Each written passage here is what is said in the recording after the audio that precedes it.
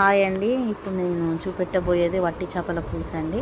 దానికి కావాల్సిన అట్టి చేపలు, పసుపు, ఉప్పు, కారం, ధనియాల పొడి, జీలకర్ర మెంతుల పొడి, ఆనియన్స్, నెత్తి, అల్లం వెల్లుల్లి పేస్ట్, మళ్ళీ ఉల్లిగడ్డ పేస్ట్, ఇవన్నీ రెడీ పెట్టుకోవాలి. నల్ల చింతపండు పులుసు మెయిన్ అండి, ఎస్పెషల్లీ చేపల పులుసుకి బాగా ఇంపార్టెంట్ అండి. ఇప్పుడు కుండ పెట్టుకొని అందులో ఆయిల్ వేసుకొని జీలకర్ర, మెంతులు, మిరియాలు, ఉల్లిగడ్డలు, అవి చూడండి ఉల్లిగడ్డలు అలా వేసుకొని మెంతి కూర కూడా వేసుకోవాలండి. ఇది ఎండు మెంతి, దాన్ని మార్వాడి మెంతి అంటాం. చూడండి మెంతి వేసుకొని బాగా వేగాలి. వేగాక అట్టి చేపలు వేసుకోవాలి. అల్లం వెల్లుల్లి పేస్ట్ అది కూడా బాగా వేగాక చూడండి అల్లం వెల్లుల్లి పేస్ట్ వేసుకొని తర్వాత వట్టి చేపలు వేసుకోవాలండి. చాలా బాగుంటుందండి, టేస్ట్ ఉంటుంది కర్రీ మాత్రం. అన్నీ రొటీన్గా తినే బదులు కొంచెం డైలీ ఒక వెరైటీగా చేసుకొని తినడం బెటర్. ఉన్న వాటిలోనే వెరైటీ చేసుకోవాలి, స్పెషల్లీ తెచ్చుకొని వెరైటీ కాదు. ఇవన్నీ అందరి ఇళ్ళల్లో ఉంటాయి. తర్వాత కొంచెం వట్టి చేపలు వేగుతుండగానే కొంచెం సాల్ట్ వేసుకుంటే, తగినంత సాల్ట్ ఇప్పుడే వేసేసుకోవచ్చు. సాల్ట్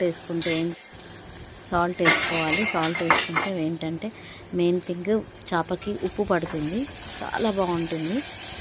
చూడండి ఇది కుండలో వేస్తున్నా కాబట్టి ఆ కుండ స్మెల్ మనకి చేపలకి మంచి టేస్ట్ వస్తుంది. ఇప్పుడు ఉల్లిగడ్డ టమాటా వేయించుకొని గ్రైండర్ పట్టుకున్నదండి ఇది పేస్ట్. సేమ్ చేపల పులుసులో వేసుకుంటాం కదా, అలానే వేయించుకొని మంచి గ్రైండర్ పట్టుకున్న తర్వాత పసుపు, ఉప్పు, ధనియాల పొడి, జీలకర్ర మెంతుల పొడి, కొంచెం కారం కొంచెం మీకు అవసరమైనంత వేసుకోండి. మాకైతే చాలా తక్కువ, మేము తక్కువ కారం తింటాం ఇంట్లో. సో ఇప్పుడు అన్నీ కలిపేసుకోవాలి మంచిగా. కొంచెం మీడియం మంట పెట్టుకోవాలి. దీనికి హై ఫ్లేము, లో ఫ్లేము రెండు వద్దు.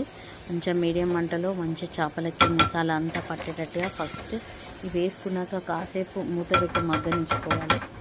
తర్వాత చింతపండు పులుసు పోసుకోవాలి. ఇందులో మెయిన్ థింగ్ అంటే నల్ల చింతపండు పులుసు. ఇది ఏంటంటే పులుపు బాగుంటుంది, టేస్ట్ కూడా బాగుంటుంది, లుక్ వైజ్ కూడా బాగుంటుంది. పాతకాలంలో వీటికి స్పెషల్లీ నల్ల చింతపండు చేపల పులుసుకి వాడేవాళ్ళు. నేనైతే స్పెషల్ తెచ్చుకున్నాను.